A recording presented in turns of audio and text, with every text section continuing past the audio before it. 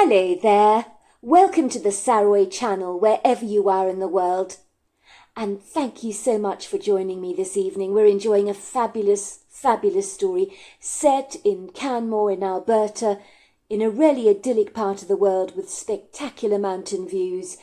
And this house that the Barkers are moving to is absolutely spectacular. So let's see what excitement is in store for us. But before we go any further in this story, please don't forget to subscribe to the channel. Click the notification bell and the thumbs up.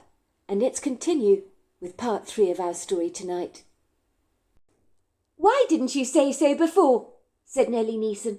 "I think I may know the perfect place for you, but it comes with a bigger price tag than the other houses, I'm afraid." "Is that a problem for you, or can you stretch the budget a little further?" "Well, I guess if the house ticks our boxes, I will be able to stretch the budget a little further. Where there is a will, there is a way," my husband said. "I hoped you would say that, Mr. Barker," said Nellie Neeson, whose face had lit up like a firework on the 4th of July. She looked like a cadaver dog that could smell out a potential sail on the wind. "This house," she continued, "it's just amazing. If I had the money, I'd live there myself. And I'm not exaggerating about that either. The house is utterly dreamy, like something out of a Hans Christian Andersen fairy tale. It's made of wood, overlooks a beautiful lake that attracts a lot of interesting bird life, I'm told. It's close to the border of Banff National Park. It's a private residence with a lot of land. You'll feel like you're living in the middle of nowhere, and yet it doesn't take terribly long to get to Canmore or Calgary for that matter. Is that what you want?" she asked my husband. "It sounds exactly what we're looking for," said Kenneth. "I'd love to see this place you talk about so fondly." I remember we took a lot of windy, sequestered roads to get to our destination, all bordered by tall, lofty trees that stretched out for an eternity and a day. On many occasions we had to wait for the wildlife to cross our path before we could continue on our way.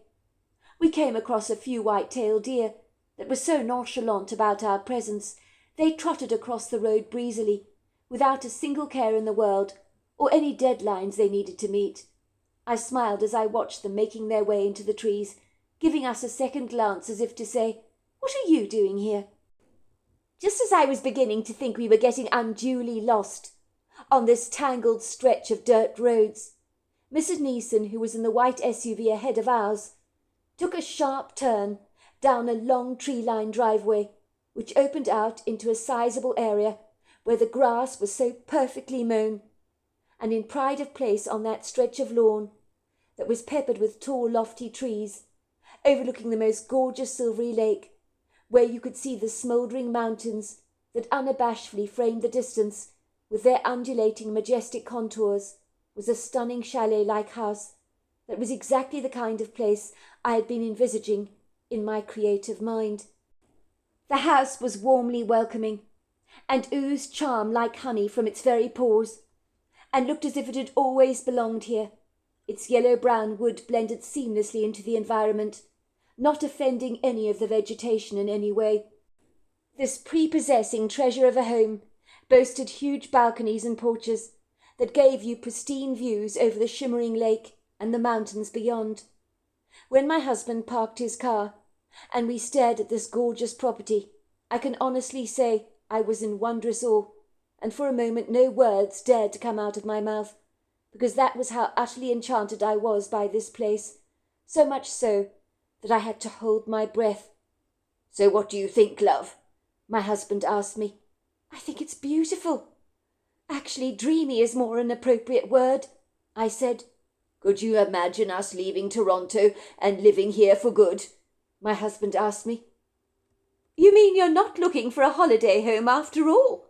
I asked, feeling a flutter of excitement in my chest, as I tried to imagine waking up in such a beautiful home every day of my life, and peeling potatoes in the kitchen while observing the stunning views over the silvery lake, and of course the mountains beyond.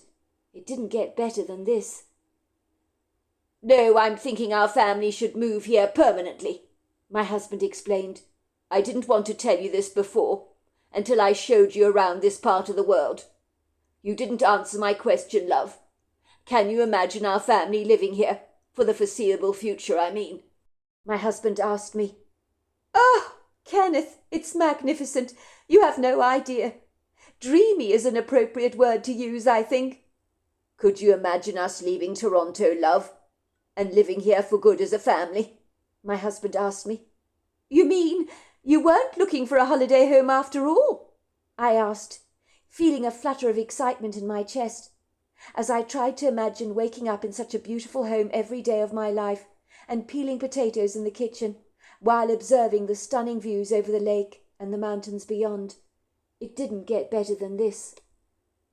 "Well, actually, to tell you the truth, I was thinking of our family living here permanently," said my husband. "I didn't want to tell you this before, until I showed you around this part of the world. But you didn't answer my question, love. Can you envisage our family living here for the foreseeable future, I mean?" "Oh, yes, I would love to live in this house," I said dreamily. "I can easily imagine us all here." Mrs. Neeson kindly left me and my husband to our own devices, so that hand in hand we went exploring the entire house, the stable block, the fishing pier, the boathouse, and let's just say I think Kenneth and I instinctively knew that this gorgeous house and the accompanying land, along with the sensational views over the mountains, was calling out our name, as if the house itself had chosen us. Somehow, even though I hate to admit this, our home in Toronto and the suburban lifestyle we had embraced for so many years lost its appeal, as if my resolve to stay there had melted fast away, rather like the butter rolling down a corn cob that is left in a pool at the bottom of the plate and long since forgotten about. I felt as if I was ready for a brand new start. I really did.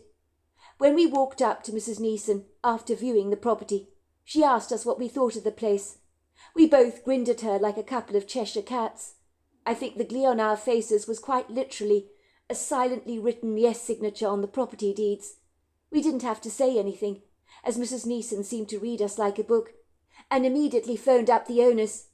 She established by eye contact that we'd give them the asking price, and I hasten to say within 3 hours our offer was accepted. I think I got far more excited about moving to this gorgeous home in Alberta than I ever was about my husband coming into his vast inheritance. I knew even with his current bloated bank balance, me and my husband and both of our teenage children would never become pretentious. We weren't interested in owning fancy cars or multi-million-dollar mansions like the wealthy elite do, who seem to love showing off their net worth to other people, as if in some way it elevates their sense of self-worth. We weren't like that one little bit. We were happy to live modestly, without concerning ourselves with extravagant indulgences that are so often completely unnecessary and don't really add that much to your life, other than excessive worries and added responsibilities that we could well do without. Me and my husband just wanted a simple life, dappled with a few luxuries here and there. I knew that the move would not be an easy one, so when I told my teenage children, Haley and Scott, that we were moving to the mountains, I was met with the infuriation of their extreme indignance. My daughter Haley came at me furiously, like a wrathful tornado, and didn't hesitate to tear me and my husband to shreds with her brutally unkind words. My daughter never had a filter at the best of times. She told me and my husband Kenneth that we were the world's worst parents, that she hated us, and she wished that when you were born you could choose who your parents were, because if you could do that she'd never ever have chosen us. She told us we were only interested in pleasing ourselves, and we didn't care about them. I knew my daughter was obviously venting, but to tell you the truth, I'd never before seen her this irate. She made it poignantly clear that our coming into money was the worst thing that had happened to our family, as the changes in our lifestyle were not something she liked, and she felt extremely aggrieved about leaving Toronto. When I told her I was sorry, but we were moving whether she liked it or not, my daughter would lock herself away in her bedroom for hours on end, and seemed to sink in what I would only describe as a perennial sulk. When I tried to reason with her, she willfully ignored me. I told myself that her stinky, unappreciative attitude would soon pass. I knew it was hard for her to leave Toronto, so I decided to cut her some slack. Ostensibly teenagers could be difficult at the very best of times. As for my son Scott, I could see he had slipped into a depression. for the idea of moving away from Toronto had really got him down quite badly. He was a much quieter individual than his sister Hayley was, and being reticent by nature, making friends for him had been more of a struggle. So I think moving away from Toronto made it all the harder for him. I could see by his sombre mood he was not going to be very happy about this move, but I knew in my heart, once my teenagers got used to their new home, they would adjust and come to like their lives in such an idyllic setting. If I had fallen in love with the place at first sight, surely my children would eventually come around to seeing this move as a more positive change in their lives. If they didn't, when they were older, they could easily move away. A week after we'd moved into our beautiful home, my daughter Hayley seemed resolutely determined to continue her angry rant about how desperately unhappy she was to be living in the countryside like this. She told us at the nearest opportunity, when she'd saved enough pocket money for herself, she'd head straight back for Toronto and move in with her best friend Wendy Markham. She told us that we would be sorry that we'd ever left Toronto. My son Scott, on the other hand, seemed quietly intrigued by our new way of life, but was obviously too proud to admit that living in a house overlooking a prepossessingly magnificent lake, with outstandingly stunning mountain views, was about as close to heaven as you could possibly get. I noticed he was extremely eager to fish at the lake with his father, to go rowing across the water, and to take plenty of ATV rides and hikes in the woods. I observed when he returned from his intrepid adventures there was most certainly a rosy glow on his skin that I'd never seen before, so I knew the mountain air and our stress-free way of life was slowly but surely working its magic on him. I sincerely hoped that our new home would do the same for Hayley, but I could see she was a work in progress, and I had to remind myself that Rome was not built in a day. Scott was beginning to ask me about possibly getting some horses for the family and taking some horse riding lessons, as it would seem the superbly designed stable block on our property looked as if it was almost begging for some equestrian friends. One day, to ease the tension in our household and to try and get Hayley on side, as she had become aggressively cranky and rather disillusioned of late, and I desperately wanted to see her smile again. I did feel significantly guilty for dragging her away from Toronto, and most especially her best friend Wendy Markham. In a moment of absolute genius, even if I do say so myself, I clandestinely contacted Wendy Markham's mother Chloe and arranged for her daughter to spend the summer holidays with us. I thought that maybe with Wendy around, my daughter's melancholia would finally lift, and hopefully her stinky I hate you attitude might subside. Wendy Markham had been my daughter's best friend since second grade. I thought sending her a plane ticket to join us for the summer holidays might ultimately make my daughter see our life here in Alberta through a different lens. Mrs. Chloe Markham, who was a single mother, seemed to feel relief that she wouldn't have to be entertaining her daughter during the summer holidays. She worked full-time and had confessed to me on multiple occasions that the summer holidays were her very worst nightmare, as she always had to make alternative arrangements for her daughter. "But are you sure, Polly?" she asked me. "I mean, think about it. It's a great deal of work for you, having another teenager on your plate. Believe me, I know all about that, especially given you've only just moved away to your brand new abode and no doubt are trying to settle in. Are you sure you could cope with another teenager on your hands?" "But of course I'm sure. I wouldn't be asking you or inviting Wendy to stay with us if I wasn't. It would be an absolute pleasure having her to stay here.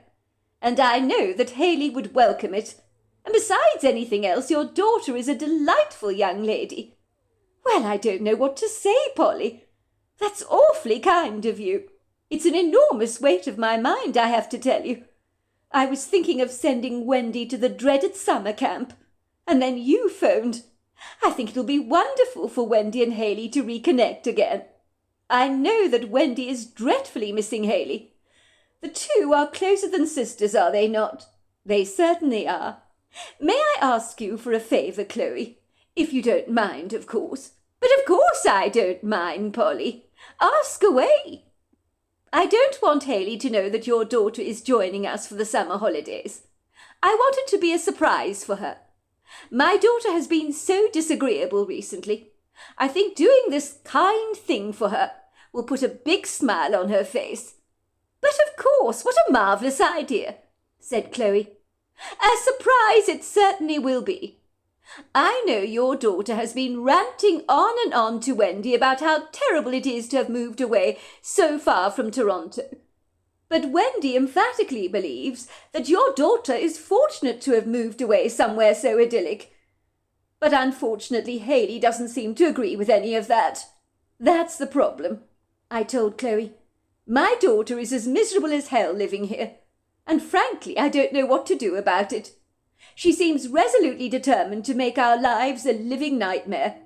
She's constantly bickering and complaining about what she's given up leaving Toronto. She misses Wendy, of course, very much, and I can't blame her for that, along with her ballet classes and guitar lessons. I think if Wendy spends the summer holidays with us, my daughter might just be a little bit more upbeat. You poor thing, Polly. Nothing worse than dealing with a belligerent teenager. Let's not kid. Teenagers are extremely difficult at the very best of times.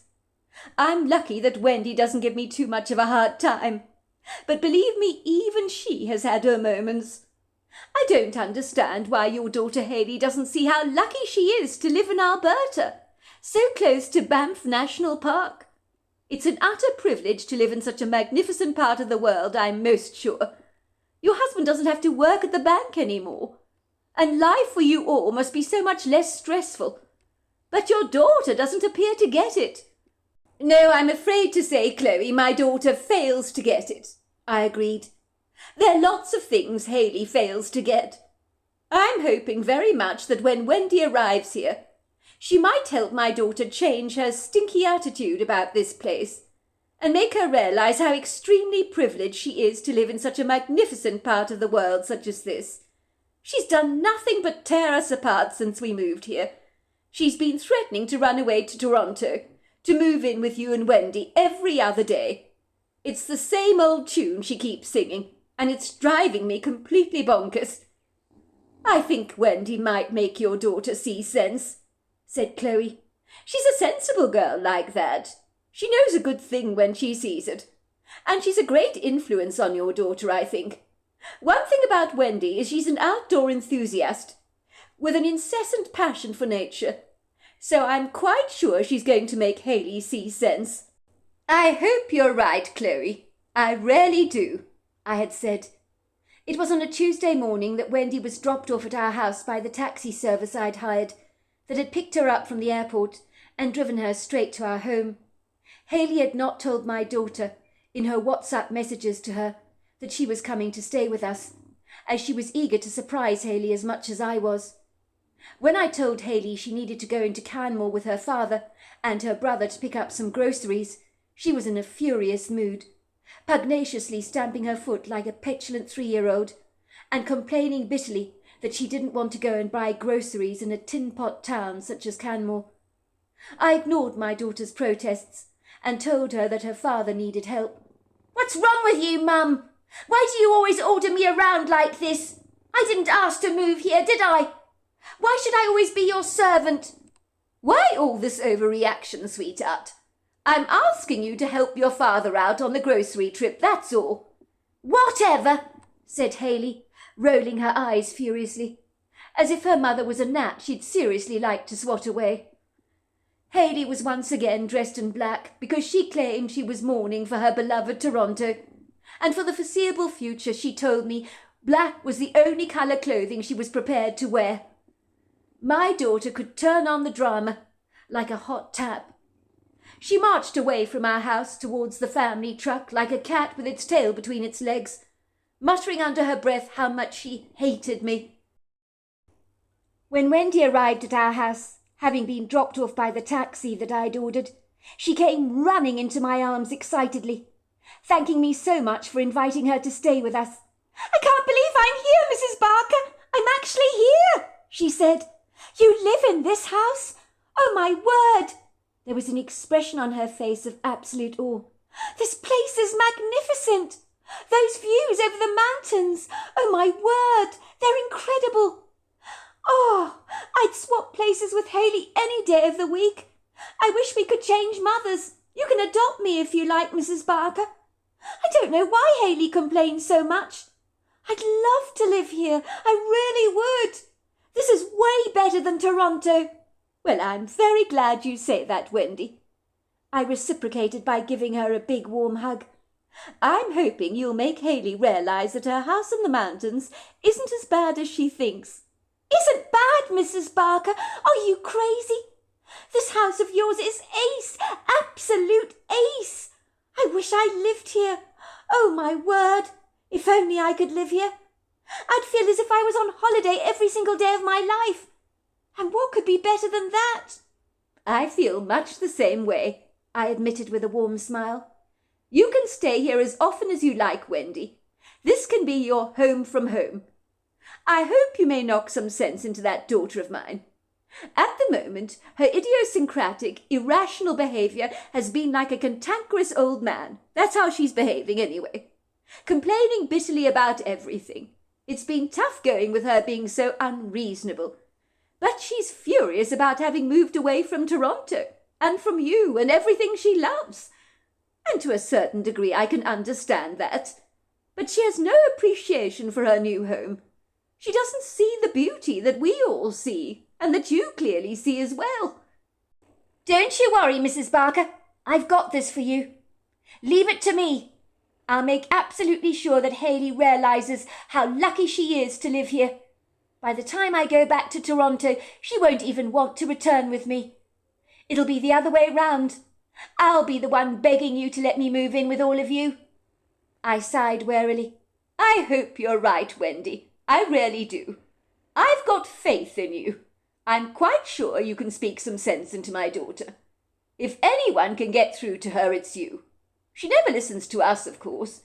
At the moment, she continuously tells us how much she hates and abhors us all, and how she wishes that relative of my husband's had never been born, so we wouldn't have come into all this money.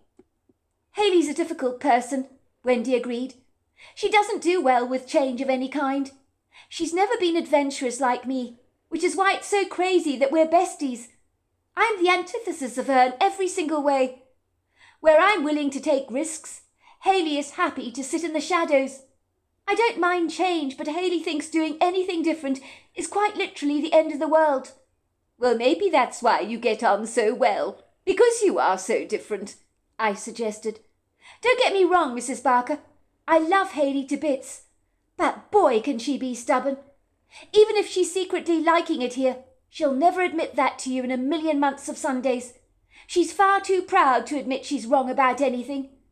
I remember once when we went to an ice cream parlour together, Haley told me she hated pistachio ice cream, even though she'd never ever tasted it a day in her life. Make sense of that, will you? I think she hated the very thought of it. Anyway, I sneakily went and got her a scoop of pistachio ice cream, which I added to the other scoops for her. I pretended it was chocolate mint. When she tasted the ice cream, she raved about how amazing it was. And then I told her that it wasn't chocolate chip, but it was actually pistachio. Then she suddenly claimed it wasn't very good after all. Well, that's my daughter for you, isn't it? I admitted. She's too proud for her own good, and never willing to have the grace to admit she's wrong about anything.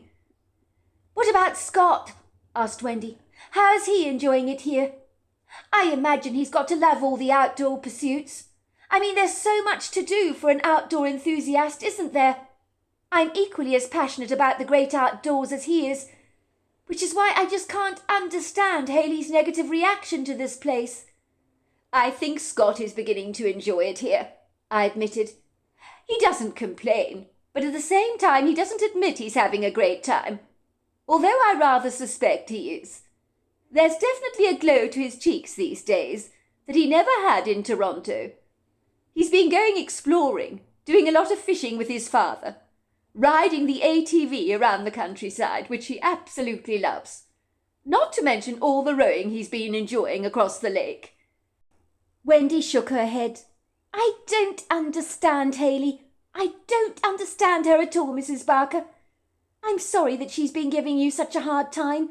It's not fair on you. Well, let's hope your being here will help her change her belligerent tune that she's been singing. So what's the plan then, Mrs. Barker? How do we surprise Haley about my arrival here? Do you want me to hide in her bedroom or something? No, I thought you could hide in the walk-in pantry if you don't mind, here in the kitchen. I'll get my daughter to put the flour and sugar away when she comes in. She'll walk into the pantry and you'll jump out of the shadows and surprise her. I can't wait to see how she reacts when she sees you here. She's going to be over the moon that you're staying with us for the summer holidays, that's for sure. Mrs. Barker, you're the absolute best, said Wendy, giving me an impulsive hug again. I'm so glad I'm here, you have no idea. I nearly had to go on summer camp and that would have been awful, but I'm here now and I'm so happy. You have no idea. I was secretly hoping that my plan to make Haley see the light would finally work, as these days she was not pleasant to be around, dropping F-bombs at every opportunity and saying she hated Alberta, hated me and hated my husband. When my husband arrived home in his new truck, which he parked outside the porch, as it provided quick and convenient access to the kitchen, I took in a deep breath to steady myself. They're here, I told Wendy. Quickly, go and hide. Be very quiet. We don't want Haley to suspect a thing, do we? I watched Haley climbing out of my husband's truck, eager to leave the bags of shopping behind for her father and brother to bring in. She was lazy like that. Anything to avoid any hard work. When I watched her behaviour, I couldn't help but thinking how disagreeable she looked. She had returned to the house in a decidedly worse mood than when she left, if that was at all possible. I could see my husband pointing to the trunk and then at my daughter. I knew he was telling Haley to help him bring in some of the shopping. She scowled and marched over to the trunk, reluctantly, and with a furious gesture began to bring in some bags of groceries. She dumped them carelessly on the kitchen table. How was Canmore, Haley? Did you have a good time? I asked her. Haley glared at me. What do you think? You think I had a good time going grocery shopping? You think it's orgasmic, do you, Mum? Buying peanut butter and jelly? Canmore sucks, if you want to know, as everything else does around here. I hate it here, and I hate you. I want to go back to Toronto. I can't stand this place. Love, we've only just moved here. Give this place a chance, will you? Can I go to my room now? Haley asked. I've brought in some shopping for you. I want to relax, listen to some music and pretend I'm not living in this horrible, horrible dump. I would appreciate it very much, love, if you'd put some of this stuff away, if you don't mind. I want you to put that bag of flour and sugar into the pantry for me, will you? Haley let out an exasperated sigh. What more do you want me to do, Mum? I've been to town already. Helped Dad with a pathetic grocery shop, which he could well and easily have done on his own. And now you want me to put these things away for you. This is slave labour at the very best.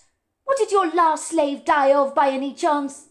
You will do as you're told, I informed my daughter, who begrudgingly grabbed a bag of flour and sugar and marched furiously into the pantry. That was when I heard her scream out in horror as Wendy bounced out of the shadows and shouted out, "Surprise! Surprise!" I heard a mighty thud as the flour slipped out of Haley's hand and was scattered liberally all over the pantry, so that everything, without exception, was powdered in white. All of a sudden I heard Haley say, "You gave me one hell of a shock, Wendy! I thought you were a ghost! What the hell are you doing here?" But her anger subsided and turned into delight. "Your mother invited me to stay with you for the summer holidays. Isn't that so cool? I'm so glad I'm here. I'm so excited." My daughter cried out in enthusiasm this time. "I can't believe you're here, Wendy. Oh, my word, this is brilliant." Wendy and Haley emerged from the pantry, covered in flour from head to foot, but they were ecstatic to see each other again. Haley had forgotten to wear that formidable frown on her face. "I can't believe it," said Haley. "You're here, Wendy. You're really here. Why didn't you tell me you were coming? This is truly amazing. I'm telling you, you gave me the shock of my life, pouncing out on me like that." Look at us both. We're covered in flour. If you had seen a miracle playing out in your time-space, I witnessed one before my very eyes then and there in our kitchen. My obnoxiously belligerent daughter Haley seemed to transform herself into the perfect angel, as if Wendy's fortuitous arrival at our home had given her a personality transplant, for the grumpy look on her face had been replaced by an ebullient grin that simply could not be wiped away.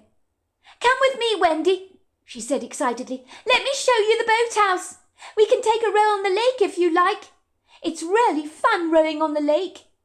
Are you being serious? Wendy cried out excitedly. You've got a boat. We can go rowing. We sure do, said Haley. We've got 4 boats as it happens. Come, I'll show you. I watched my daughter eagerly showing Wendy all around the property, with such a swagger in her step, almost as if it took her a great deal of pleasure introducing Wendy to her brand new environment, which she claimed to hate so very much. I secretly smiled at this remarkable change in my daughter's demeanour. If Haley were a weatherman, in an instant the weather would have changed from stormy to fine, with plenty of sunshine ahead. Things were definitely looking more rosy in the garden. I also am going to show you the stable block after we've had a row over the water, said my daughter, linking arms with her friend. It's pristine. Mum says we can keep our own horses and learn to ride. I think the previous owners must have been horse lovers and stabled their horses here, because the stable block is the best I've ever seen. Horses! You're going to get horses, came Wendy's reply. You're so lucky. I've always wanted a horse. Well, Mum says we can get about 4 horses, so we can each have our own, said Haley ebulliently. I could hardly believe the transformation in my daughter. She was smiling from ear to ear. So there we are. That is the end of part 3 of our story tonight. Part 4 is tomorrow, and it's getting very exciting. So I'm looking forward to you joining me then. Until next time, goodbye and good night.